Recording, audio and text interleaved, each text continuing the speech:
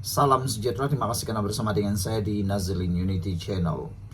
Tiba-tiba Mahathir buat kenyataan yang membuatkan rakyat Sarawak terkejut. Kata Mahathir, usaha Sarawak ambil alih kawalan minyak dan gas akan rugikan negara. Dijangkakan kenyataan Tun Mahathir ini akan membuatkan beliau makin tidak disukai, makin tidak disokong oleh rakyat Sarawak. Jadi mana-mana komponen yang bekerja sama dengan Tun Mahathir dijangka akan terus ditolak oleh parti yang ada di Sarawak. Kenyataan Mahathir ini cukup pedas dan cukup panas. Bekas Perdana Menteri menyatakan, memberi peringatan berhubung usaha Sarawak untuk mengambil alih kawalan ke atas sumber minyak dan gas di negeri itu daripada Petronas. Dalam satu wawancara bersama Free Malaysia Today, Mahathir berkata, langkah Sarawak itu boleh memberi kesan negatif kepada negara dan ekonominya. Negara akan rugi jika rundingan antara kerajaan persekutuan dan negeri diteruskan seperti sekarang, katanya. Ramailah rakyat Sarawak yang memberikan komen cukup tak puas hati dengan kenyataan Tun Mahathir. Dia mengulas pertikaian antara Sarawak dan kerajaan persekutuan berkenan kawalan sumber minyak dan gas dalam wilayah negeri tersebut. Sarawak mencabar Akta Pembangunan Petroleum 1974 PDA yang memberikan kawalan penuh kepada Petronas ke atas sumber hidrokarbon negara. Kerajaan Sarawak berkata PDA tidak terpakai dalam wilayah pentadbirannya. Sebaliknya bertegas mahu menggunakan Ordinan Perlombongan Minyak 1958 yang memberikan kuasa ke atas minyak dan gas yang ditemui dalam lingkungan 200 batu nautika dari pantainya. Sarawak mendakwa ia memiliki 60.87% daripada reserve petroleum terbukti dan berpotensi di Malaysia serta menyumbang 90% daripada ekspor gas asli cecair LNG negara. Kata Mahathir, dasar negara perlu diutamakan. Dalam wawancara itu, Mahathir turut mengingatkan yang Sarawak adalah sebahagian daripada persekutuan di mana dasar negara dan kepentingan nasional perlu diutamakan. Dia berkata Sarawak adalah antara negeri yang telah menerima manfaat ekonomi kesan daripada menjadi sebahagian daripada persekutuan Malaysia. Kata Mahathir, ketika Sarawak berada di bawah pemerintahan British, adakah mereka membina menara berkembar? Mereka sangat miskin, kata Mahathir. British mengambil semua hasil mereka, kata beliau lagi. Saya rasa kenyataan Mahathir dalam isu ini, yaitu beliau menyatakan ketika Sarawak berada di bawah pemerintahan British, adakah mereka membina menara berkembar? Mereka sangat miskin, kata Mahathir. British mengambil semua hasil mereka.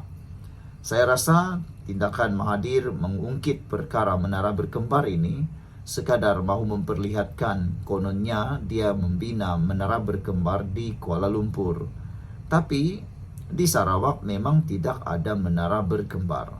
Dan lagi pula ketika Mahathir mengatakan Sarawak sangat miskin di bawah pemerintahan British, pasti ramai memberikan respon yang akan bertentangan dengan kenyataan Mahathir ini. Mahathir juga mengatakan British mengambil semua hasil mereka. Pasti ada aktivis-aktivis tertentu yang akan mengarahkan supaya Mahathir menarik balik kenyataan itu dan memohon maaf kerana hal-hal yang tertentu. Walaupun mengakui negeri Borneo itu mungkin berhak menerima lebih banyak hasil daripada minyak dan gas di wilayahnya, Mahathir berkata kekayaan sumber sahaja tidak menjamin kemakmuran. Sebaliknya, katanya lagi, kejayaan bergantung kepada takbir urus yang baik seperti yang ditunjukkan oleh Petronas. Mahathir turut menyuarakan rasa kecewa apabila melihat pentadbiran Sarawak menggunakan pengaruh politiknya untuk menekan kerajaan persekutuan agar akur kepada tuntutannya. Isu tersebut perlu dibawa ke parlimen untuk dibahaskan, kata Mahathir lagi. Namun demikian, reaksi daripada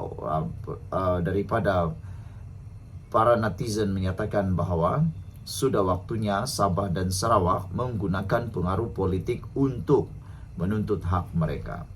Apa pula pendapat Anda semua? Sekian untuk kali ini, jangan lupa tinggalkan komen Anda. Salam sejahtera. Adakah kerana kesombongan Akmal Saleh akan membawa kepada keruntuhan, akan membawa kepada perpecahan kerajaan perpaduan madani di Persekutuan? Ramai yang menjangkakan bahawa mungkin kerana keceluparan, kadang-kadang celuparnya Akmal Saleh berkaitan dengan pendirian beliau, berkaitan dengan strategi politik yang ada sekarang, khususnya melibatkan Pakatan Harapan Barisan Nasional, akan boleh memacu kepada satu percikan api yang boleh membakar kerjasama antara Pakatan Harapan dan Barisan Nasional di Persekutuan. Harus diingat bila-bila masa saja. Politik Malaysia boleh berubah dan perpaduan di peringkat Persekutuan pun mungkin akan berubah. Siapa yang akan rugi, siapa yang akan untung? Yang paling rugi ialah UMNO itu sendiri. UMNO harus ingat, mereka tidak lagi terlalu kuat seperti dahulu kala. Bila waktu saja UMNO boleh jatuh semula, boleh runtuh semula. Diramalkan oleh para penganalisis politik, UMNO perlu masa sekurang-kurangnya 1 penggal lagi untuk pulih.